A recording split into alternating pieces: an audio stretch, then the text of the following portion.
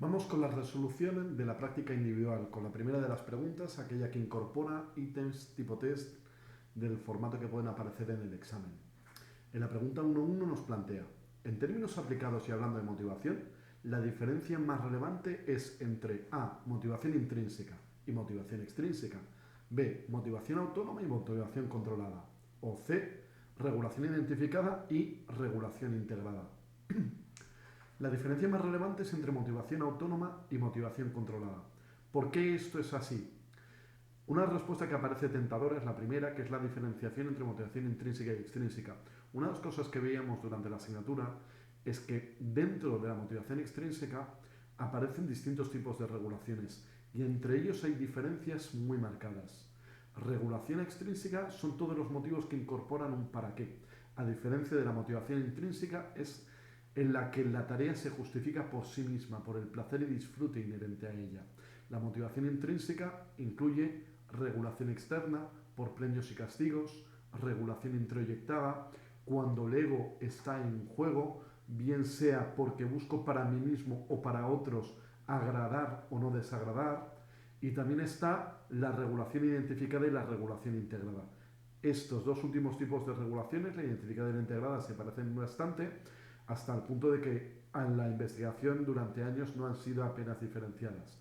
Uno es cuando yo me identifico con aquello que estoy haciendo y otro es cuando además comparto los valores de aquello que yo estoy haciendo. Entonces, en motivación extrínseca hay 4 regulaciones donde algunas suenan claramente deseables. Por ejemplo, yo me identifico con las razones por las que estoy haciendo esto. Y otras suenan comparativamente razones a evitar. Por ejemplo, yo estoy estudiando porque no quiero parecer tonto.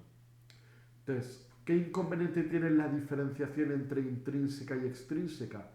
Equivaldría a algo parecido a asumir que todas las motivaciones intrínsecas son negativas porque llevan a un descontrol, llevan a no sentir por qué uno está involucrado en las acciones.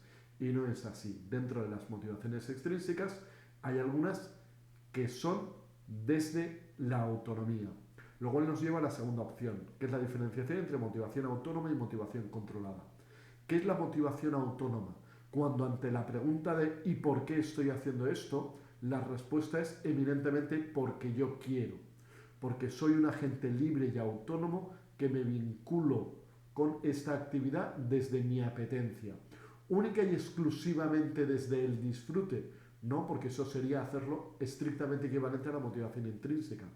Hay motivaciones autónomas que pueden ser dentro de la intrínseca, pero también cuando uno, por ejemplo, está apelando al deber o a la identificación, estas últimas, por ser, serían extrínsecas, pero también entran dentro de una motivación autónoma.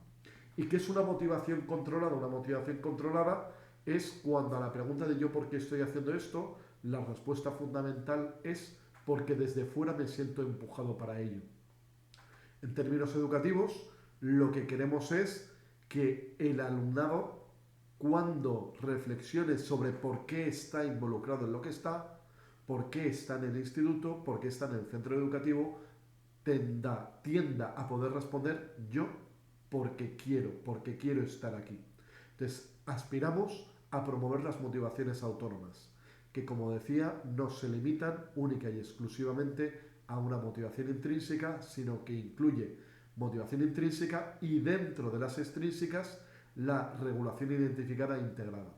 La tercera de las opciones no sería la de regulación identificada e integrada, porque como decía, teóricamente se asemejan tremendamente. Por tanto, la respuesta en este caso correcta sería esta de aquí. En la pregunta 1.2 nos plantea que la profesora Martínez lleva un cuarto de hora comentando los errores más comunes que ha detectado corrigiendo la última práctica. Silvia y Martín, alumnos de segundo de la ESO, han empezado a cuchichear entre ellos al fondo de la clase. Ante esta situación, lo más oportuno sería que la profesora, aquí lo que hemos de plantearnos es qué alternativa es aquella que va a producir un mejor balance entre costes y beneficios, especialmente condicionada al nivel de abordaje de la situación en la que nos encontramos, en el sentido de que en este momento acaba de empezar el cuchicheo, no ha habido intervención previa por parte de la profesora Martínez.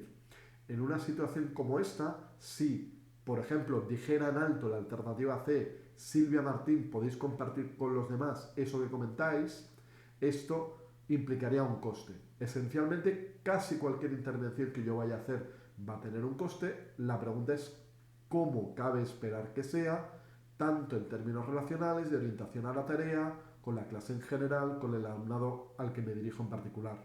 Si yo digo en alto, Silvia Martín, podéis compartir con los demás eso que comentáis, probablemente por parte de Silvia y Martín o les resulta indiferente o quizás se van a sentir atacados.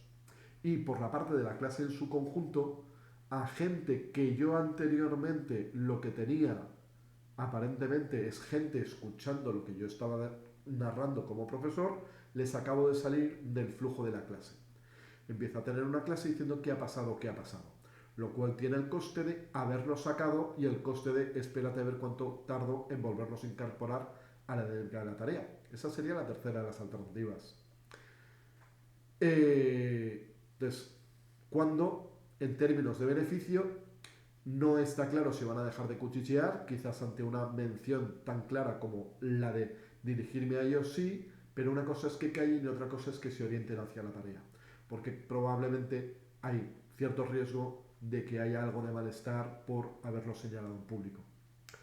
En la alternativa B, cuando comento amablemente en alto que espero un ambiente de silencio y de atención durante las explicaciones, de nuevo estoy cortando la dinámica en la que estaba involucrado, el alumnado va a decir qué está pasando y lo mismo Silvia ni Martín ni detectan qué es lo que está ocurriendo. Entonces tengo un ligero coste y el beneficio esperado es relativamente bajo. Si yo me acerco al lugar del aula donde están Silvia y Martín mientras sigo la clase y les hago notar de un modo sutil, como puede ser la propia acción de dirigirme hacia ellos, poner la mano encima de la mesa donde están, algo así de discreto, lo más probable es que Silvia y Martín reconduzcan su conducta. Entonces, puedo esperar conseguir algo. ¿Y cuál es el coste detrás de ello?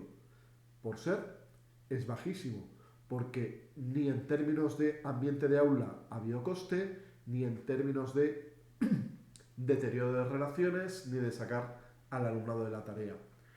¿Por qué cabe esperar que vuelvan Silvia y Martín a la dinámica? Porque en una parte importante el alumnado que no está en la dinámica de clase, cuando yo le manifiesto que está siendo detectado, ellos saben que no están dando lo que se espera que den y en general van a volver a ello. ¿Implica esta aproximación desde el principio de mínima intervención que yo siempre tengo que optar por vías tan discretas, tan sutiles? No, lo que es el principio de mínima intervención es que si yo tengo que hacer una opción con la que comenzar, lo razonable es empezar por ahí. Dependiendo de qué es lo que ocurriera con Silvia y Martín, podría ir subiendo mi intervención hasta el lugar donde correspondiera. Pero la idea es, no tiene sentido sacar los tanques a la calle para cualquier intervención que se me pueda plantear. Es necesario saber graduar sabiamente, empezando por aquello que cabe esperar, hay cierto margen de que funcione y en términos de coste ese coste es muy reducido. Por tanto, en esta estaríamos hablando de esta como respuesta correcta. Ya de adolescente, en la 1-3, me imaginaba a mí mismo siendo profesora. Estudio el máster de profesor porque ser profesora es lo que siempre he querido ser. Es como me veo a mí misma. Eso sería un ejemplo de... No es a motivación sería del estilo de no sé qué estoy haciendo yo aquí. No es motivación intrínseca y esta sería una alternativa que desde una aproximación superficial, un marco teórico superficial, puede ser que a mí intuitivamente sea lo que primero me sale. ¿Por qué no es motivación intrínseca? Porque no está diciendo yo deseo ser profesor, profesora, porque me lo paso genial siendo profesor, profesora, porque hay divertimento en ello mismo. Lo que está diciendo es que hay un encaje con su propia identidad y por ser, eso es motivación extrínseca. ¿De qué tipo? De la regulación identificada. Ese punto de deseabilidad como motivación para ser profesor, si alguien nos dijera esto como motivo para ser profesor nos encajaría, nos resultaría deseable. Esa deseabilidad no lo convierte en motivación intrínseca. Esto de lo que nos está hablando es que sería una motivación desde una motivación autónoma. Pero como veíamos en una pregunta previa, no todas las motivaciones autónomas encajan con las motivaciones intrínsecas. Hay parte de las motivaciones autónomas que son extrínsecas. Entonces, en este caso, estaríamos hablando de una motivación extrínseca. Dentro de ellas, de un tipo de regulación concreta, pero por ser sería extrínseca. En la 1.4 nos plantean que como profesores hemos tenido un grupo de estudiantes que durante las sesiones de clase participaba y ofrecía sugerencias de mejora de la docencia. Este modo de actuar nos hablaba, en primer lugar y de modo más directo, de su nivel de aprendizaje, motivación o compromiso. Por hablar no nos hablan del aprendizaje, porque el aprendizaje necesitaríamos indicadores de qué es lo que han conseguido adquirir a largo plazo y de forma transferible. Entonces, de momento, lo que sabemos es que están participando, están intentando orientar mi actuación como profesor. Por hablarnos, esto del modo más claro de lo que nos está hablando es del compromiso. El compromiso es aquello que resulta observable en la acción de los estudiantes. ¿Qué es lo que causa ese compromiso? Lo causa la motivación. Entendemos que según el perfil motivacional eso llevará a un tipo de compromiso distinto y según ese compromiso, que es la dimensión más conductual observable, esto también modulará los niveles de aprendizaje a los que alcanzarán los estudiantes. Pero en este momento yo lo que estoy viendo es compromiso del tipo agéntico. ¿Qué es ese compromiso agéntico? ¿En qué medida los estudiantes contribuyen y dirigen la dinámica de clase, orientan y colaboran con el profesor? Entonces, estamos hablando de que en este caso lo que estoy observando es el compromiso. ¿Cómo puedo explicar ese compromiso? Yo asumo que hay motivación detrás de ese compromiso, pero esa motivación no es directamente observable. Se entiende que es el proceso interno que, dependiendo de cómo se dé, acaba llevando a distintos tipos de compromiso, pero ese observable es a lo que llamamos compromiso. En la 1.5 nos plantea, para que una consecuencia diseñada como castigo sea la más efectiva en reducir la frecuencia de conductas indeseables en el aula, comparativamente lo más oportuno es que esa consecuencia sea muy probable en el caso de darse la conducta problemática, muy altamente desagradable o inesperada. En clase esto lo veíamos con el ejemplo del radar por la carretera, bajo la idea de qué consigue modificar en mayor medida la conducta. La certeza de que hay un radar en un punto en la autovía y que la penalización va a ser reducida, o la duda de que tal vez haya un control móvil y en el caso de que nos atrapen la multa no va a ser multa sino que va a ser multazo.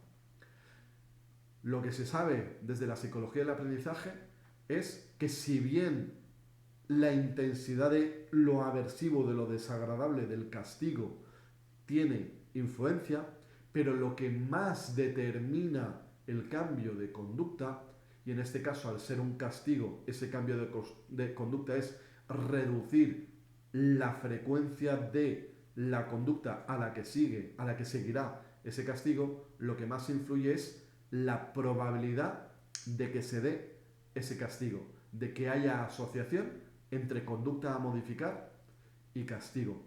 De tal modo que si tenemos que plantear a través de los castigos, entendiendo por castigos en su dimensión técnica, castigo como consecuencia a conducta que reduce la probabilidad de emisión de la misma. Si yo voy por la vía del castigo, y en ocasiones tiene todo el sentido el ir por la vía del castigo, bajo la idea de que castigo es aquello que está orientado a reducir la probabilidad de emisión de conducta, lo que tengo que intentar es que ese sea lo más probable posible en el caso de encontrarse la conducta que yo quiero cambiar. Luego, si yo tengo que ir por ese lado, no tengo que poner los huevos en la cesta de la aversividad, de lo desagradable que son las consecuencias, sino intentar que esas consecuencias estén muy muy vinculadas con un nivel de certeza lo más alto posible a que si pasa A, le seguirá un B que actúa como castigo. Por tanto, esta es la respuesta correcta. Entre estos tiempos docentes, el comparativamente mayor es el tiempo asignado, porque ese tiempo asignado es el que aparece en los documentos oficiales. A partir de ese tiempo asignado es con lo que va a haber pérdidas sucesivas entre de lo que ponía en los papeles, de lo que ponía en los documentos oficiales, a lo que va a ir ocurriendo, porque va a haber distintos elementos de pérdida.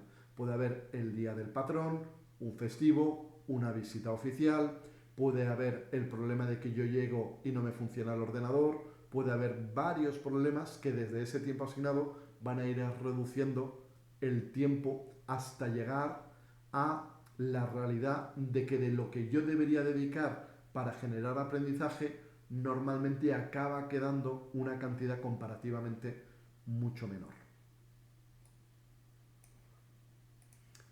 En la pregunta 1.7, los padres de Úrsula nos comentan que llevan meses con la misma dinámica. Ella se mete en una pelea en el instituto y ellos responden dejándola sin salir el fin de semana. Con esta información podemos considerar que la consecuencia de no salir el fin de semana está actuando como castigo positivo, está actuando como castigo negativo, no está actuando como castigo. Lo que tenemos es conducta por parte de Úrsula, tenemos pelea en el instituto, a lo que le sigue consecuencia, que es dejarla sin salir el fin de semana. Tal y como nos informa en el enunciado, esa consecuencia no está reduciendo la probabilidad de emisión de la conducta a la que prosigue. Estamos repitiendo la dinámica de pelea sin salir, y nos mantenemos con que hay pelea. Si se mantiene que hay pelea es porque técnicamente el dejarla sin salir el fin de semana no está actuando como castigo. Y aquí lo que estamos viendo es la diferencia en qué es un castigo en el lenguaje psicológico, en el lenguaje técnico, y cómo lo podemos hablar a un nivel más popular. Entonces, ¿qué otra conclusión podemos sacar de aquí? Que si no está actuando como castigo, tiene sentido mantenernos en ese bucle de dejar sin salir el fin de semana. Como padres, o llevémoslo al terreno de educador, como profesores, hagamos lo que entendamos que más interesa. Pero al menos no nos engañemos si nos vemos en una dinámica como esta llamando castigo a lo que no está generando cambio. Porque un castigo, si es tal, debería de reducir la probabilidad de emisión de la conducta a la que prosigue. Y en este caso no es. Por ello, en una situación como esta, probablemente lo que necesitaríamos sería valorar qué es lo que lleva a que Úrsula esté una y otra vez metiéndose en peleas en el instituto y viendo qué es lo que está manteniendo esa conducta y qué tipo de refuerzos o de castigos puedo intentar manejar como para llevar este caso. Porque con esta primera aproximación de yo apretaré por esta clavija y Úrsula cambiará, no lo estamos consiguiendo. En la pregunta 1.8, imagina un profesor que al comienzo del curso está pensando en las reglas para su nuevo grupo. La opción que manifestaría en mayor medida un apoyo a la autonomía del alumnado sería A. Decirles que la clase es de ellos y pueden hacer lo que quieran. Si yo optara por esta vía, en realidad lo que estoy haciendo es dar una docencia desde un modelo de caos. Porque la idea no es que ellos puedan hacer lo que quieran.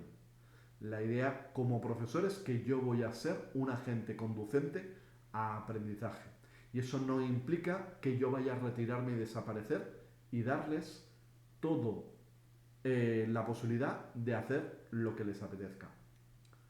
Comunicar las reglas e informarles de las sanciones por no seguirlas. Si yo lo que estoy, y en este caso la clave está especialmente por la parte de hacer énfasis en las sanciones, ese comunicar las reglas desde el punto de yo soy el generador de reglas y más os vale seguir lo que yo os he dado, este es un estilo docente basado en el control. Y la tercera de las alternativas es la idea de intentar que desde el alumnado generemos un conjunto de reglas y el alumnado en líneas generales va a saber cuáles son unas reglas razonables. Y a su vez, la propuesta no es hacer un listado como profesora crítico de aquello que nos den, sino desde esa participación del alumnado y esas sugerencias trabajar de un modo conjunto. Entonces, ¿qué es lo que tenemos aquí? Tenemos una opción que va a través de el caos, que es la opción A. Lo contrario al caos es la estructuración de los aprendizajes. La B es un modelo más autoritario controlador. Controlador desde el control dado por parte del profesor. Y en la opción C, perdón, tengo la idea de animar a los estudiantes para que participen, para que sean parte. Y si yo lo que consigo es que el alumnado sea parte, estoy apoyando la autonomía. ¿En qué sentido apoyando la autonomía?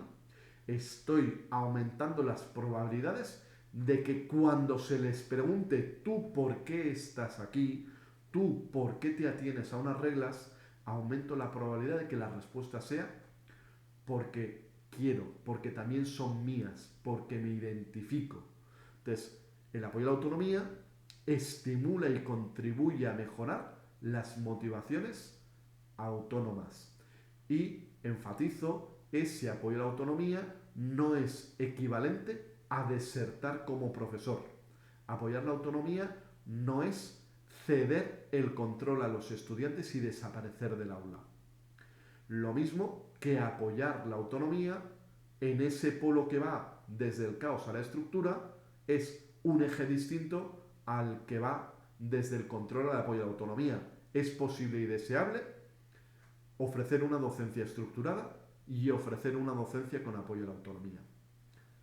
Entonces, en este caso, la opción que manifestaría mayor apoyo a la autonomía sería ese animar a los estudiantes a sugerir un conjunto de reglas. En la 1.9, un estudiante nos ha pedido hablar un momento cuando nos vaya bien. Cuando nos ve, dice, sé que tengo un 4 sobre 10 en la asignatura, pero quería pedirte que me aprobaras, que me pusieras un 5.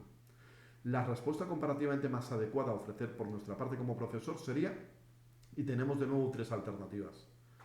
¿Puedes indicarme qué has hecho como para que te apruebe? ¿Qué problemas presenta esta alternativa? El alumnado va a empezar probablemente a hablarnos en una situación como esta de todo lo que se ha esforzado, todo lo que ha estudiado. Según las claves de evaluación que tenemos, si el alumnado nos dice que ha estado trabajando durante 5 horas al día en nuestra asignatura, ¿eso cambiaría el hecho de que ha sacado un 4? Probablemente no, porque no aparece dentro de nuestros criterios de evaluación. ¿Vale? Entonces, estamos llevando a una conversación probablemente inútil que desvía la atención de la demanda que ha hecho, que es apruébame. En la opción B, ¿por qué crees que con tu nivel de implicación en la asignatura tendría que aprobarte? En este caso, de nuevo, estamos haciendo una pregunta que por ser es valorativa. Y de nuevo, esto abre varias opciones y ninguna de ellas encaja con el camino que querríamos recorrer. Perdón. ¿Por qué crees que con tu nivel de implicación tendría que aprobarte? De nuevo pongamos que el alumno nos está hablando de que se ha implicado maravillosamente. Podemos estar de acuerdo o no. ¿Queremos enzarzarnos en un debate con el estudiante sobre si se ha implicado o no se ha implicado? ¿Queremos, por ejemplo, meternos en la conversación de si hay alumnos que se han implicado menos que han conseguido aprobar? ¿Es ese el foco de la conversación? Cuando en principio la demanda era apruébame con un 4, dame la patada para arriba y ponme un 5. Entonces, estoy llevando la conversación en la opción B a algo que no era su demanda. ¿Vale? Entonces, estoy llevando la conversación a o bien que me hable de su implicación o directamente que se manifieste agredido, en desacuerdo con ese elemento que tiene, que parece que le estoy acusando de no haberse implicado adecuadamente, con independencia de si lo ha hecho o no lo ha hecho. No hay necesidad de pasar por ahí, porque ¿qué es lo que ocurre? Que tal y como está planteado, dado que no lo ha cuestionado, todo apunta a que hemos aplicado los criterios de evaluación pactados y definidos adecuadamente. No está pidiendo vamos a mirar el examen, no está pidiendo nada de ese estilo. Entonces, ¿qué es lo que hacemos en la tercera de las preguntas, en la tercera de las alternativas? Estamos chequeando, estamos revisando cuál es la necesidad que espera a la que quiere que respondamos. Entonces, por aclararme, ¿quieres que te apruebe o revisar la corrección del examen? Una vez que quede claro qué es lo que está haciendo y esta pregunta lleva la conversación comparativamente en mayor medida a la demanda inicial, a la pregunta inicial, ¿vale? Y si es plenamente coherente con la parte superior, dirá, quiero que me apruebes. Y una vez que me haya dicho, quiero que me apruebes, tendré toda la puerta abierta a explicar por qué las condiciones en las que está no es oportuno aprobarle, porque la calificación está ajustada a los criterios que nos hemos dado. Otro tema es si después de cerrar la puerta del aprobado podemos volver a plantear otra pregunta del estilo de, y una vez visto esto, ¿quieres que hablemos de una futura evaluación? ¿Quieres que te oriente? Quizás ese alumno única y exclusivamente ha venido a intentar sacar un 5 y el resto le da igual. Entonces lo que vamos a intentar va a ser no mantener conversaciones de temas que no son los que el alumno estaba planteando y que abren puertas que en comparación nos ponen en situaciones más complicadas. Porque a la demanda de apruébame sin más, tengo una respuesta accesible, defendible y razonable. Si yo saco la conversación a cómo quieres que te apruebe si ha sido lo peor durante la asignatura, dejamos de estar en una situación que teníamos de defensa y de argumentación totalmente razonable y acabamos de cambiar la conversación a algo que no tiene nada que ver y además desde lo que ha sido una agresión o un cuestionamiento tremendamente gratuito hacia el estudiante. Así que, comparativamente, la más oportuna sería esta de aquí. Y con esto terminamos la primera de las preguntas de esta práctica individual.